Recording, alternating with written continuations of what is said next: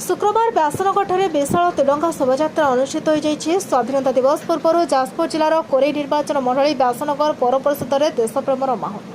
जाजपुर जिला व्यासनगर आयोजित हो घरे घरे तिरंगा अभियान अंशस्वरूप तिरंगा रैली रैली में विभिन्न स्कूल और कॉलेज छात्र छात्री जाजपुर जिला योजना बोर्ड अध्यक्ष तथा कोरेई निर्वाचन मंडल विधायक श्रीयुक्त आकाश दास नायक और जिलार प्रमुख प्रशासनिक अधिकारी माने सामिल होते। हाथ में तिरंगा धरी छात्र छात्री और कोरेईर मान्यवर विधायक श्रीयुक्त आकाश दास नायक जिलार विभिन्न प्रशासनिक अधिकारी माने रैली में जोगदे देशप्रेम और जातिर एकतार बार्ता देते। यह रैली व्यासनगर स्वयंशासित महाविद्यालय आरंभ हो चोरदा बाईपास निकट में पहुंची आज तिरंगा पताका साजी जाजपुर जिला व्यासनगर सहर।